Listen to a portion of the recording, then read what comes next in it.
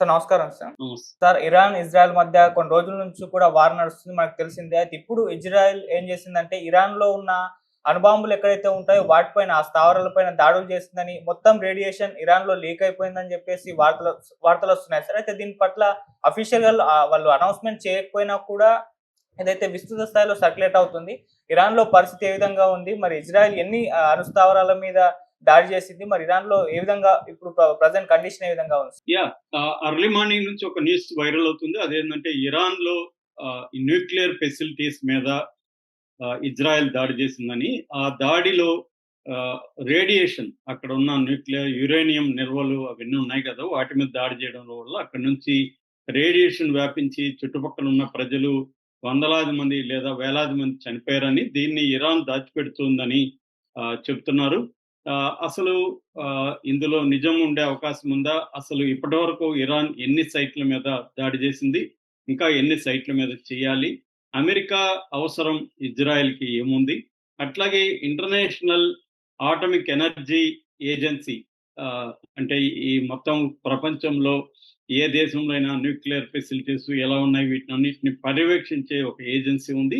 ఆ ఏజెన్సీ దీని గురించి రేడియేషన్ గురించి ఏం చెప్తుంది?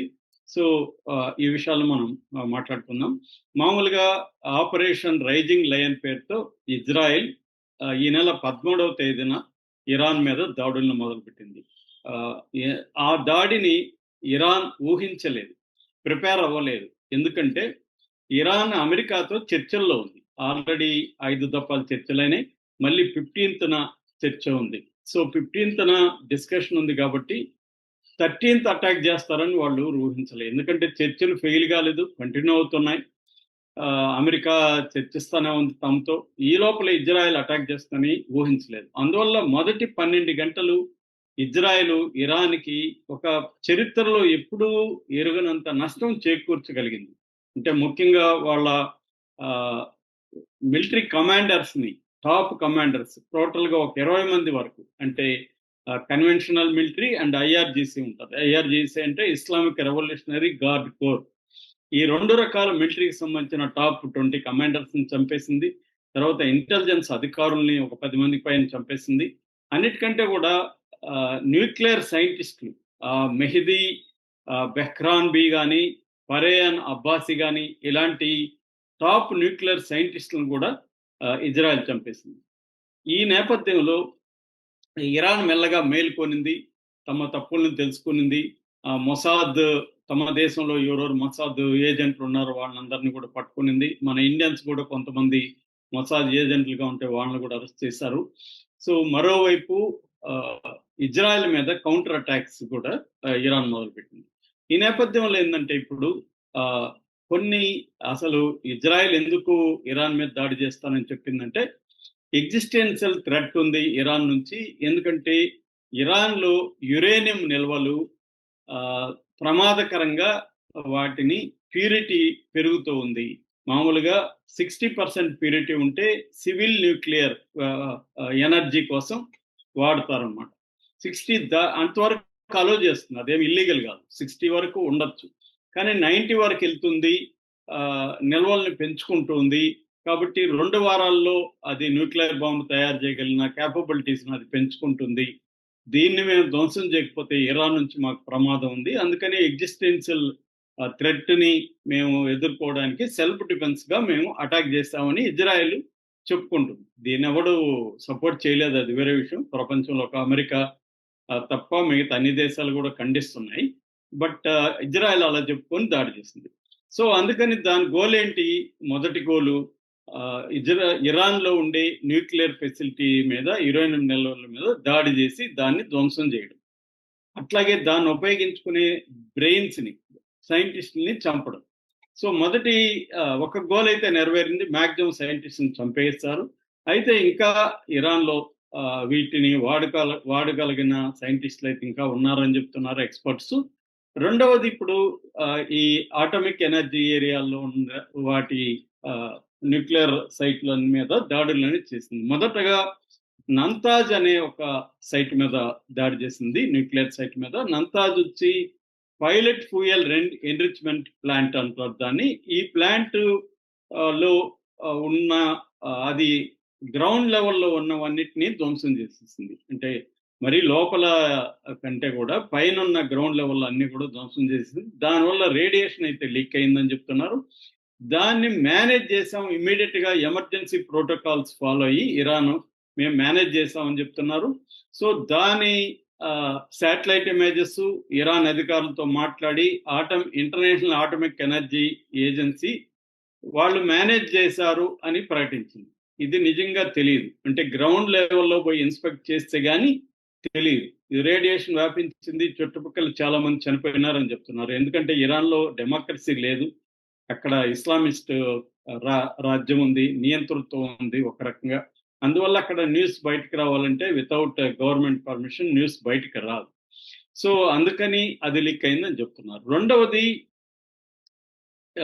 ఇస్ఫహాన్ అనే ఇంకొక న్యూక్లియర్ సైట్ ఉంది. ఇది వచ్చి ప్రధానంగా ల్యాబొరేటరీ ఉంటుంది, ఇక్కడ రీసెర్చ్ ఫెసిలిటీ ఉంటుంది. తర్వాత యురేనియం కన్వర్షన్ ఫెసిలిటీ అంటారు, యూసీఎఫ్. యురేనియం ని కన్వర్ట్ చేస్తారన్నమాట, యురేనియం మెటల్ ప్రొడక్షన్ లేకి దాన్ని కన్వర్ట్ చేస్తారు. సో ఆ ఫెసిలిటీ ఉంది. ఇక్కడ కూడా దాడి చేసింది. ఇక్కడ ఏంటంటే దాడి చేయడం వల్ల యురేనియం పార్టికల్స్ బయటకు వచ్చేసాయని చెప్తున్నారు. మనకి గతంలో చెర్నోబిల్, తర్వాత ఫుకుషిమా, జపాన్లో ఫుకుషిమా, సోవియట్ యూనియన్లో చెర్నోబిల్, ఇప్పుడు అది ఉక్రెయిన్లో ఉంటుంది. ఒకప్పుడు సోవియట్ యూనియన్లో చెర్నోబిల్ లీక్కి చాలా పెద్ద ప్రమాదం జరిగింది. అట్లాగే ఫుకుషిమాలో కూడా ఇలాంటి యురేనియం ఇవే జరిగింది. ఫుకుషిమాలో చెర్నోబిల్లో ఉన్నట్టే ఈ ఇస్ఫహాన్లో కూడా హైడ్రోఫ్లూరిక్ యాసిడ్ లీక్ అయిందని చెప్తున్నారు. ఈ హైడ్రోఫ్లూరిక్ యాసిడ్ లీక్ అయితే మొత్తం సివియర్ బర్న్స్ వచ్చేస్తాయి అనమాట బాడీ అంతా కూడా. తర్వాత రెస్పిరేటరీ సిస్టమ్ చెడిపోతుంది, క్యాన్సర్ వచ్చే అవకాశం ఉంది, కిడ్నీలు పాడే అవకాశం ఉంది, మనిషి డెత్ కూడా సంభవించే అవకాశం ఉంది. ఇక్కడ బేసిక్గా ఏంటంటే ఇవన్నీ కూడా ఇక్కడ జరుగుతున్నాయి. సో ఇక మూడవది అరక్ అనే ఒక దీని మీద చేశారు, ఈ ఫెసిలిటీ మీద. ఇది అరక్ వచ్చి హెవీ వాటర్ ఫెసిలిటీ అనమాట, న్యూక్లియర్ ప్లాంట్. అయితే ఇక్కడ ఏమి లీక్ అయ్యింది కానీ ఏమీ లేదని చెప్తున్నారు. ఇప్పుడు పోర్ట్ అని ఒకటి ఉంది. ఈ పోర్టు మీద చేయలేక ఇజ్రాయెల్ అమెరికాని అడుగుతుంది. ఎందుకంటే పోర్ట్ అనేది కొండల ప్రాంతంలో ఉండి లోపల ఒక 300 అడుగులకి టన్నెల్ లాగా లోపలికి, సొరంగం లాగా లోపలికి తవ్వి అక్కడ వీటన్నిటిని నిల్వ చేశారు. ఇది అతి పెద్దదన్నమాట. దీన్ని దెబ్బ కొట్టాలంటే వాళ్ళకి బంకర్ బస్టర్ బాంబ్ కావాలి. సో ఈ బంకర్ బస్టర్ బాంబ్ అనేది లేకుండా వాళ్ళు చేయలేరు. అందుకనే ఇక్కడ వాళ్ళు ఇరాన్ది అడుగుతున్నారు అనమాట, ఇరాన్ హెల్ప్ అడుగుతున్నారు బంకర్ బస్టర్ బాంబ్ కోసం. ఇప్పటి వరకు అమెరికా దానికోసం రెడీ కాలేదని చెప్తుంది. 2 వారాల టైం అడిగింది. ఆల్రెడీ అయితే దాన్ని డియో గార్సియాలో డంప్ చేశారు, ఆ బంకర్ బస్టర్ బాంబ్ని. దాన్ని తీసుకెళ్లే B-2 బాంబర్ విమానాన్ని కూడా అక్కడ రెడీ చేశారు అన్నమాట. ఈ బంకర్ బస్టర్ బాంబు గురించి నేను ఆల్రెడీ చెప్పాను. GBU-57 అంటారు దీన్ని, గైడెడ్ బాంబ్ యూనిట్ అంటారు.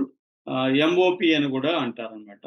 అంటే ఆర్డినెన్స్, మ్యాక్సిమం ఆర్డినెన్స్ పెనట్రేషన్ అనమాట. అది మ్యాసివ్ ఆర్డినెన్స్ పెనట్రేషన్ అని MOP అని కూడా పిలుస్తారు. ఇది 200 అడుగుల లోతుకి కూడా వెళ్ళగలుగుతుంది అనమాట. అది ఒక్క అమెరికా దగ్గర మాత్రమే ఉంది, ఇజ్రాయెల్ దగ్గర లేదు. ఈ రోజు కూడా ట్రంప్ ఏమన్నాడు, ఈ పోర్టును కొట్టే అంత శక్తి ఇజ్రాయెల్కి లేదు, మేము ఎంటర్ అవ్వాల్సిందే. అయితే ఇప్పటి వరకు ఇజ్రాయెల్ బాగా చేస్తుందని ఒక పక్క పొగుడుతూనే ఒక పక్క ఇజ్రాయెల్కి అంత సీన్ లేదన్నట్టుగా మాట్లాడాడు. సో ఆ పోర్టును వదిలేస్తే ఇప్పుడు అందరూ భయపడతా ఉండేది ఏంటంటే, బుషెహార్ అనే ఒక పోర్ట్ ఉంది. ఈ బుషెహార్ పోర్టులో సివిల్ న్యూక్లియర్ సైట్ ఉందన్నమాట. సివిల్ న్యూక్లియర్ అంటే న్యూక్లియర్ ఎనర్జీ ఇక్కడ తయారు చేస్తారు. ఇక్కడ 2 రియాక్టర్స్ ఉన్నాయి. ఈ 2 రియాక్టర్స్ లో రష్యన్స్ కూడా పనిచేస్తున్నారు. మొత్తంగా ఇరాన్లో రష్యన్స్ ఒక 600 మంది వరకు ఇంజనీర్స్ కావచ్చు, టెక్నీషియన్స్ కావచ్చు, మేనేజర్స్ కావచ్చు న్యూక్లియర్ సైట్లలో పనిచేస్తున్నారు. ఎందుకంటే ఇరాన్కు రష్యాకు మధ్య ఒక ఆర్మ్ ట్రెటీ అనేది కూడా జరిగింది. సో వాళ్ళు వచ్చి పనిచేస్తున్నారు. ఇప్పుడు ఈ బుషెహార్లో కానీ అటాక్ చేస్తే అతిపెద్ద ఇదే వర్కింగ్ అన్నమాట. ఇది వర్కింగ్ న్యూక్లియర్ ఎనర్జీ ప్లాంట్. ఇది మిగతావన్నీ వర్కింగ్ కాదు, ఓన్లీ డంప్ చేశారు. ఇది మాత్రం వర్కింగ్. సో ఇక్కడ కానీ చేస్తే సెసియం 137, అయోడిన్ 131 అనే యురేనియం సంబంధించిన మెటీరియల్స్ ఇక్కడ ఉన్నాయి. ఇవి కానీ లీక్ అయితే అతిపెద్ద ప్రమాదం జరుగుతుంది. అందుకని ఇజ్రాయెల్ని రష్యా అడిగింది, మీరు దాని మీద అటాక్ చేయకండి, మా వాళ్ళు చనిపోతారని. ఇజ్రాయెల్ హామీ ఇచ్చింది, మీ వాళ్ళకి ఏమి జరగకుండా మేము చూసుకుంటామని పుతిన్ కూడా అంటున్నాడు. కానీ దీని మీద దాడికి ఇప్పుడు ప్లాన్ చేస్తుంది అంటని చెప్తున్నారు. ఇది కానీ జరిగితే మాత్రం వేలాది మంది ఇరానియన్లు చనిపోయే అవకాశం ఉంది, రోగాలు పడే అవకాశం ఉంది. ఆ రేడియేషన్ బాడీలోకి వెళ్ళిపోయి ఒక హిరోషిమా నాగసాకిని గుర్తు తెచ్చే ప్రమాదం అయితే కనిపిస్తుంది. Okay sir, thank you so much.